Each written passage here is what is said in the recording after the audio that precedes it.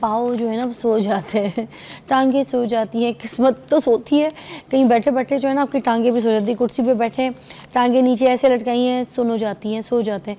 इस तरीके से जैसे सुइयाँ बारीक बारीक ना आपको चुभना शुरू हो जाती हैं, जैसे बारीक बारीक चूटियाँ काट रही हूँ आपको, ये सिचुएशन हो जाती है।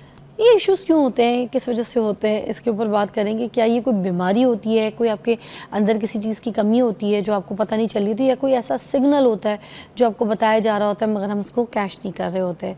तो हमारे पास अमार अनवर डॉक्टर साहब जो हैं वो मौजूद हैं और बड़े फेमस डॉक्टर हैं, टिकटॉक पे भी बहुत वायरल हैं, हमारे पास पहले भी मधु हो चुके हैं। तो आज हम इनसे जो है ना पूछेंगे कि ये जो पाँव सोना है ये क्यों सोना है, ये चांदी क्यों नहीं है। अस्सलाम वालेकुम। Thank you so much for inviting me. जी हमारे सब ये क्यों पाँव क्यों सो जाते हैं? इसके ना मल्टीपल रीजंस हैं और बहुत सारे लोग जो हैं इसको इग्नोर करते हैं। लोग एक्चुअली समझते हैं कि ये खुराक की कमज़ोरी की वजह से है या कोई और एक्टिविटी कर ली जिसकी वजह से, लेकिन इन रियलिटी ऐसा नहीं है। तो आप आते के साथ ये डरा रहे हैं, आप ये कह रहे हैं कि मतलब ये वाकई इसको सीरियस लेना चाहिए? इसको सीरियस लेना चाहिए। अगर आपके पाँव मुसलसल सो रहे हैं या पाँव में सुइयाँ चुभ रही हैं, ये चलते हुए टांगों में खिंचाव हो रहा है, टांगे लटका के बैठे हैं तो पाँव बेजान फील हो रहे हैं, ठंडे गर्म आपको मतलब एहसास होना बंद हो गया, this is quite a serious thing. तो हमें तो ये लगता है सबके साथ ही होता होगा ऐसे कि अगर काफ़ी देर एक पोजीशन पे बैठ जाओ, पाँव लटका के बैठो, तो ये सिचुएशन मुझे तो लगता है कि सबके साथ होती है। But you saying it's we have to take it serious. एक ये है कि हम यहाँ पे बैठे हुए हैं इस तरह इस पोजीशन पे, ठीक है, इस पे 3-4 घंटे अगर बैठेंगे तो उसके बाद थोड़ा सा एक्सपेक्टेड है कि पाँव के अंदर कीड़ियाँ चलेंगी या होगा, क्योंकि नर्व प्रेशर में आती है। बट दिस इज नॉर्मल कि आप इतनी देर 3-4 घंटे बैठे हैं, ठीक है। असूली तौर पर ऐसे बैठना नहीं चाहिए, लेकिन जॉब नेचर है, ठीक है, बाज़-औक़ात करना पड़ता है। लेकिन अगर रूटीन में एक बंदे के 2 मिनट बैठने पर पाँव सुन हो रहा है, ठीक है, ऐसे टांगे लटका के बैठने पर, या थोड़ा सा कुछ कदम चला है, उसकी टांगे बेजान फील हो रही हैं, पाँव सुन हो रहे हैं, कीड़ियाँ चल रही हैं, ये बेजान महसूस हो रहा है, चंद कदम यहाँ से लेकर दरवाजे तक चलने पर उसे फील हो रहा है कि जनाब ये टांगों में जान कोई नहीं है, तो this is quite a serious thing, this needs to be investigated and treated. तो ये पाँव सुन होने की बुनियादी वजूहात क्या क्या हो सकती है? देखिए, जो एक जनरल रीजन इस पे है वो है न्यूरोपैथी, ठीक है। न्यूरोपैथी का मतलब ये कि नस खराब है, नस दबाव में है, या दूसरा इस पे रीज़न ये है कि ब्लड वेसल्स ख़राब हैं, ठीक है। ये 2 डिफरेंट रीजंस होते हैं जिनको हमने इन्वेस्टिगेट करके सेपरेट करना होता है। न्यूरोपैथी की जो मोस्ट कॉमन कॉज हमारे पाकिस्तान में इस वक्त पाई जा रही है वो डायबिटीज़ है, नंबर 1 पे। लोगों को डायबिटीज़ का पता ही नहीं होता कि उन्हें डायबिटीज़ है। दूसरे नंबर पे जो होता है अनकंट्रोल्ड डायबिटीज़ की यही एक प्रेजेंटेशन होती है कि पाँव जल रहे होते हैं या पाँव सो रहे होते हैं, उस पर इन्वेस्टिगेट करना पता चलता है डायबिटीज़ होती है। दूसरे नंबर पे जो न्यूरोपैथी का इस पर रीज़न होता है वो ये होता है कि एसेंशियल न्यूट्रिएंट्स की कमी होती है, जिसमें विटामिन बी या विटामिन डी की कमी होती है, उसको आप एड्रेस कर लें, ठीक हो जाता है। इसके बावजूद अगर ठीक नहीं हो रहा तो फिर स्पाइन रिलेटेड। अब ये वाइटामिन हमें मिलेंगे कहाँ से? जैसे विटामिन बी हो गए, आपको किसी भी मेडिकल स्टोर से मिल जाएंगे ओवर द काउंटर। आपको इस पे प्रिस्क्रिप्शन की जरूरत डाइट वगैरह में नहीं ले सकते हम? डाइट किसी चीज़ में अगर किसी ग़िज़ा में कुछ हमें डाइट में होते हैं, बिल्कुल होते हैं, लेकिन जो डाइट हमारी होती है उसको हम पका इतना लेते हैं कि उसके अंदर से जो एसेंशियल न्यूट्रिएंट्स हैं वो खत्म हो जाते हैं। तो बिल्कुल ही खत्म हो जाते हैं, जीरो हो जाते हैं, मतलब कोई न्यूट्रिएंट्स ही नहीं होते वो जो हम खा रहे होते हैं खाने सब्जी वाले या कोई ऐसे सौता करके सब्जी या मिक्स सब्जी, तो आपको लगता है कि उसमें कोई न्यूट्रिएंट्स नहीं होते, वो हमारे लिए फारिग ही होते हैं? कुछ सब्जियां ऐसी होती हैं जिन्हें कच्चा खाना चाहिए ताकि वो न्यूट्रिएंट्स आपकी बॉडी में जाएं, जैसे ग्रीन लीफी वेजिटेबल्स हैं वो कच्ची खाएंगे धो के तो उसका ज़्यादा फायदा होगा। कुछ सब्जियां ऐसी होती हैं जब आप इन्हें सौता करते हैं या पकाते हैं तो उनसे सिर्फ आप फाइबर ले रहे होते हैं, जो आपके एसेंशियल न्यूट्रिएंट्स होते हैं, विटामिन होते हैं, मिनरल्स होते हैं, वो आपके पक जाते हैं, सारे खत्म हो जाते हैं, उस वक्त सिर्फ फाइबर अंदर जा रहा होता है। तो ये तो लोग इतने इतने रेसिपीज़ बना रहे होते हैं। ये देखिए हम वेजिटेबल रोल बना रहे हैं, इसमें हमने सब्जियों को सौता किया और बच्चों के लिए जो है ना हमने इसमें ऐसे रोल बना दिया। It's a healthy breakfast. अब अंदर तो वो बच्चे खाने में भी केचप लगा लगा के टेस्ट के लिए खा रहे हैं, मगर ये कि वो कहते हैं कि बड़ा हेल्दी है कि भाई सब्जी जा रही है पेट में। देखिए तो आप कह रहे हैं कि ये बिल्कुल न्यूट्रिएंट्स खत्म हो जाते हैं। हर चीज़ जो होती है ना इतदाल में अच्छी लगती है। आप अगर सब्जी पका के दे रहे हैं तो साथ थोड़ी सी कच्ची भी दे रहे हैं। आपको भी देखें कि कोरियंस जो होते हैं ये जापानीज होते हैं, उनके लंच बॉक्सेस देखें कि वो अपने बच्चों को कैसे दे रहे हैं, उसमें पोर्शंस बनाए होते हैं। हमारे यहाँ पे ये होता है कि एक ही चीज़ है उससे आप लंच बॉक्स भर दें और दें कि खाओ, ऐसे नहीं होता। You have to make portion. कच्चा नहीं देते फिर हम साथ। हाँ यू आर राइट। अगर सब्जी दे रहे हैं सौता करके पका के या फ्राई करके उसके साथ हम कोई और अलग से नहीं देंगे, कोई कच्ची सब्जी दें, क्योंकि ये एसेंशियल न्यूट्रिएंट्स होते हैं जो बॉडी को चाहिए होते हैं। हाँ, अब ये पाँव सुन होना शुरू हो गए, क्या कोई ऐसी एक्सरसाइज है जिसके ज़रिए हम जो है ये अपने पाँव का सुन जो है ठीक कर सकते हैं? मोस्टली तो लोग क्या करते हैं कि उचकना शुरू कर देते हैं, एक पैर से एक पैर को मारना शुरू कर देते हैं या फिर ऐसे ऐसे करते रहते हैं किसी तरह के पैर जाके। ये एक ट्रांजिएंट मेजर होता है, ठीक है। इस पे जो बेस्ट एक्सरसाइज होती है शॉर्ट टर्म रिलीफ कोई भी नहीं है, ठीक है। आपको एक लॉन्ग टर्म परसिस्टेंस के साथ चलना पड़ता है, फिर जाके आपकी चीज़ें बेहतर होती हैं। जो लॉन्ग टर्म इस पर रिलीफ होता है वो ये होता है कि आप रोज़ का एक हैबिट बनाएं कि आपने आधा घंटा वॉक करनी है। आजकल गर्मियों का सीज़न है, जो जिन्हें स्विमिंग आती है वो स्विमिंग करें। Swimming is one of the best exercises. ये सुन के लिए, ये सुन के लिए, आपकी ओवरऑल बॉडी हेल्थ के लिए, क्योंकि इससे ये होता है कि जब आप वॉक करते हैं या स्विम करते हैं तो आपके नर्व्स को करंट जाता है। वो करंट जाता है तो वो चीज़ जो एक कंप्रेशन में है वो खुद ब खुद अपने आप को करेक्ट करने की कोशिश करती है। कौन सी संगीन बीमारियां जन्म लेती हैं अगर पाँव मुसलसल सुन रहना शुरू हो जाए? लेकिन जैसे मैंने पहले बताया कि डायबिटीज़ हो सकती है इसमें, ठीक है, डायबिटिक न्यूरोपैथी। दूसरे नंबर पे होता है, ये साइंस भी हैं, ये साइन है उसका, ये प्रेजेंटिंग साइन होता है डायबिटिक न्यूरोपैथी का, कि उस पर पाँव सुन होते हैं, हाथ सुन होते हैं, ग्लव स्टॉकिंग न्यूरोपैथी से बोलते हैं। तो बाज़-औक़ात आपने देखा होगा कि जो डायबिटिक्स होते हैं, अनकंट्रोल होते हैं, उनके पाँव काटने पड़ जाते हैं। आय हाय, आय हाय।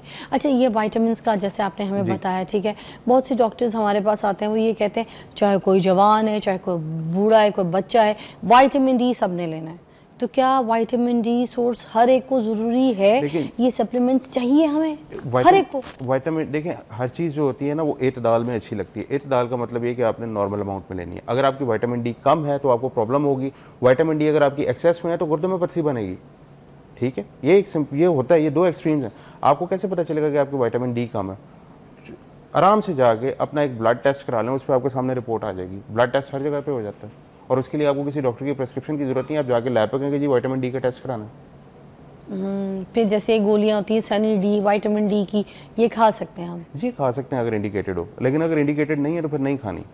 अगर कम आया तो? कम आया तो फिर आप इसे खाएं। जैसे इस पर डिपेंड करता है कि क्या उस पर कितनी कमी है। ये ज़्यादा कमी है तो फिर आपको वीकली लेना पड़ेगा, कम है तो फिर आप रूटीन में ले सकते हैं, मंथली ले सकते हैं। अच्छा, किसी को अगर विटामिन डी ज़्यादा हो जाए तो भी नुकसानदेह हो सकता है? जी बिल्कुल नुकसानदेह होता है। फिर इसको फ्लश करवाना पड़ता है? उसका फिर प्रॉपर इलाज होता है, उसकी आगे ट्रीटमेंट होती है। और विटामिन डी ज़्यादा हो जाए तो आपने कहा गुर्दों में पथरी हो जाती है, और एक प्रेजेंटेशन होती है कि गुर्दों में पथरी होती है। उसके अलावा एबनॉर्मल कैल्सिफिकेशंस हो सकती हैं बॉडी में।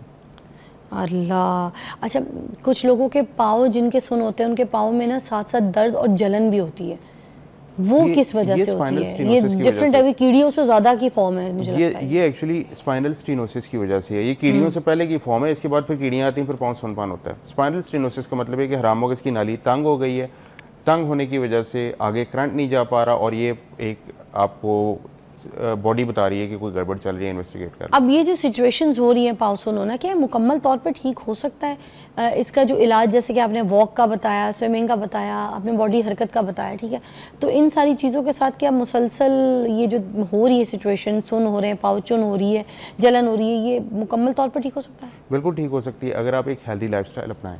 प्रॉब्लम इस पे ये है कि हमारे लोग हेल्दी लाइफस्टाइल की तरफ नहीं आते। हमारे लोग कहते हैं कि आप शॉर्टकट बता दें, दवाई लिख दें, दवाइयों से चीज़ ठीक नहीं होती। इसका 95% लोगों में एक हेल्दी लाइफस्टाइल इसका जवाब है। अब देखें ना, कुछ लोग हैं ऑफिस में काम करते हैं, ठीक है, वो मजबूरी होती है उनकी, वो रेगुलरली इस तरह उठ के अपनी पोजीशंस नहीं चेंज कर सकते, जा नहीं सकते, ठीक है, कहीं और एक्सरसाइज नहीं कर सकते, उनको बैठना ही है सारा दिन, अपने आवर्स का ही वो उनको पे हो रहा है, फिर वो क्या करेंगे? डाइट को कंट्रोल करें ताकि उनका वजन कंट्रोल में रहे। असल प्रॉब्लम इस पे ये होता है। डाइट से भी ये ठीक हो जाएगा? देखें, डाइट से इम्पैक्ट पड़ता है वजन के ऊपर। आपकी जो स्पाइन होती है ना, जो आप अलामात बता रहे हैं, ज़्यादातर उन लोगों में आती है जो ओवरवेट है या ओबीज है। बहुत कम ऐसे लोग होते हैं जिनकी नॉर्मल वेट होता है, उनको फिर और रीज़न होता है, लेकिन ओवरवेट या ओबीज लोगों में ये प्रॉब्लम आती है। उसका जो मेजर रीज़न होता है वो होता है वेट कंट्रोल ना करना। आप वेट को कंट्रोल करें, चीज़ें ठीक हो जाएंगी। अच्छा, कुछ लोग हैं जो डिप्रेशन का शिकार है, उनका वेट भी कम है, उनको हेल्थ इशू ऐसा कोई नहीं है, मगर उनको ये पाँव सुन होने वाला इशू आता है, ठीक है, तो ये डिप्रेशन के जो मरीज़ हैं उनके लिए क्या कहेंगे? वो क्यों इस रीज़न का शिकार होते हैं? देखिए, डिप्रेशन के अंदर इसके अलावा भी और बहुत सारे सिम्टम्स होते हैं, ठीक है। डिप्रेशन के अंदर जो बंदे का एनर्जी लेवल होता है वो बहुत कम होता है, कोई काम करने का दिल नहीं करता, हर वक्त इरिटेबिलिटी रहती है, बॉडी एक्स होती है, पूरे जिस्म में दर्दें होती हैं। बेसिकली दो केमिकल्स होते हैं जो ब्रेन ने प्रोड्यूस करने होते हैं, डोपामिन और सेरोटोनिन, ठीक है। डिप्रेशन के अंदर इन केमिकल्स का इम्बैलेंस होता है। इनको करेक्ट करने के दो तरीके होते हैं, या तो आप दवाई खा लें, या फिर ये है कि आप कोई ऐसी एक्टिविटी करें जिससे आपकी केमिकल्स नेचुरली प्रोड्यूस हों। ऐसी एक्टिविटी जो होती है वो रनिंग होती है, जॉगिंग होती है, स्पोर्ट्स होती हैं।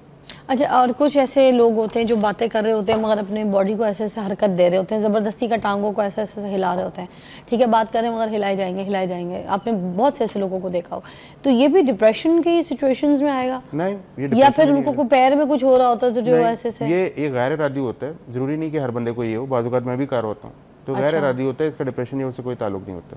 अच्छा, और ये जो खून की गर्दिश है ना, इसके लिए भी लोग कहते हैं कि जो टांगे सुन हो रही हैं, ये खून की गर्दिश की कमी हो जाती है। जी बात में दिल पंप नहीं कर पा रहा, ये बिल्कुल तो एक रीज़न होता है। ये मैंने शुरू में बात की थी कि 2 रीज़न होते हैं, या न्यूरोपैथिक है या वास्कुलर। वास्कुलर का मतलब ये कि प्रॉपर्ली खून की गर्दिश वहाँ पे नहीं जा पा रही। तो हम सबसे पहले इसको इन्वेस्टिगेट करते हैं कि आया ये वास्कुलर है क्या खून की कमी की वजह से, और वो एक सिंपल एग्जामिनेशन पे नज़र आ जाता है कि ये खून की कमी है या ये आपकी जो है न्यूरोपैथिक है। बुढ़ापे की वजह से पाँव सुन होते हैं या ये फिर वजूहात जो है नौजवान नस्ल में भी, जवानी में भी देखी जा रही है? ये जो बीमारी स्पाइनल स्टेनोसिस की होती है, ये 90% ओल्ड एज की बीमारी है, ठीक है, या फिर उन लोगों में देखी जाती है जो मॉर्बिडली ओबीस है। जवानों में ये बहुत कम 1 आउट ऑफ 100 कोई होता है जिसे इतनी सीवियर स्टेनोसिस होती है। क्या कोई ऐसी ख़ास ग़िज़ा जो आप कहते हैं क्या कि वो खाई जा सके, कोई ऐसी मेडिसिन आपको लगता है कि जब पाँव सुन हो तो वो खा लें, वो कारआमद होगी, नुकसानदेह नहीं होगी? देखिए, फ़र्स्ट ऑफ ऑल जहाँ तक मेडिसिन की बात है ना, जो मेडिसिन है उसके साइड इफ़ेक्ट्स होते हैं, ये बात ज़हन में रखिएगा। कोई भी मेडिसिन जो है वो ऐसी नहीं है कि बगैर साइड इफ़ेक्ट्स हो। आप जब मेडिसिन लेने जाते हैं, कभी भी आपने लिया होगा तो अंदर से एक बहुत बड़ा लीफलेट निकलता है, कभी नोट करें, निकलता है उसके अंदर से, उस पर जाके पढ़िएगा, छोटे छोटे उस पर ना साइड इफ़ेक्ट्स लिखे होते हैं सारे जो आपकी बॉडी पे हो रहे हैं। अच्छा, वो उसके ऊपर लिखे होते हैं? उसके ऊपर लिखे होते हैं, हमने कभी नोट नहीं किया। पढ़िएगा नेक्स्ट टाइम, उस पर साइड इफ़ेक्ट्स होंगे और वो साइड इफ़ेक्ट्स आपको आएंगे जब आप लॉन्ग यूज़ करेंगे। तो कोई भी मेडिसिन जो है वो सेफ़ नहीं है। हमारी फार्मा की किताब में लिखा है कि drug is a poison that is given in controlled amount to treat the disease. ये मजबूरी की हालत में हमें देना पड़ता है, ये एक लिमिटेड टाइम तक देना होता है। तो ये प्लीज़ एक लोगों से रिक्वेस्ट है कि अपने जहन से ये निकाल दें कि मेडिसिन खाएंगे तो ठीक हो जाएंगे। मेडिसिन खाने से आपकी बीमारी कंट्रोल होती है, ठीक नहीं होती। ठीक आपने जो होना होता है वो एक हेल्दी लाइफस्टाइल से ठीक होना होता है। आपने ठीक होना होता है अपने वेट को कंट्रोल करके, और आपने ठीक होना होता है अपनी फिजिकल एक्टिविटी को बढ़ा के या फिजियोथेरेपी करा के। अगर नहीं फ़र्क पड़ता तो उस पर फिर फर्दर इन्वेस्टिगेट करके कुछ लोगों में ऑपरेशन की जरूरत मैं आपके तवज्जुह से एक बात भी यहाँ पे लोगों को बोल देती हूँ, बहुत से लोग हैं जिनको कोई दांत का दर्द हो जाए, जिस्म में दर्द हो जाए, तो पेन किलर्स, एनसेड, ठीक है, सेनफ्लेक्स, इस टाइप की गोलियां खाते हैं। आपको पता है आपका पेट पहले तो डिस्टर्ब करता है, उसके बाद आपके पेट के अंदर ज़ख़म कर देता है, गर्मी पैदा कर देता है, आपके पूरे मुंह पे, जिस्म पे दाने आ जाते हैं। वैसे तो मुझे अलाउ नहीं है कि मैं यहाँ पे किसी गोलियों के नाम लूँ, मगर मैं आपको बता रही हूँ ये गोलियाँ डॉक्टर के रिकमेंडेशन के साथ खानी है, ऐसे नहीं खानी, ज़िंदगी ख़त्म हो जाएगी। सर मैं गलत कह रही हूँ? देखिए जी, आपने जो बात की, यू आर 110% राइट। ये जो आप डिस्क्राइब करें ये non steroidal anti inflammatory drugs हैं। ये ड्रग्स की एक क्लास है जो पेन किलर्स हैं, आपको ओवर द काउंटर मिल जाते हैं। नेक्स्ट टाइम जब आप कोई भी दवाई खाएं तो उसके साइड इफेक्ट्स आपने लाजमी पढ़ने हैं। इन्होंने बताया कि पेट के मसाइल होते हैं, मैं आपको दूसरा मसला बता देता हूँ जिसका आपको पता ही नहीं है। आपके गुर्दे खराब हो जाते हैं। रीनल फेलियर की सबसे लीडिंग कॉज जो है वो दर्द वाली दवाइयों का यूज और है। तीसरी एक कैटेगरी है जो दर्द की दवाई में रहते हैं, वो नशा व अद्वियात होती हैं, वो भी आपको मिल जाती हैं, प्रेस्क्रिप्शन ड्रग्स हैं। लेकिन वो जब एक दफ़ा लग जाती हैं तो वो आप छोड़ नहीं सकते।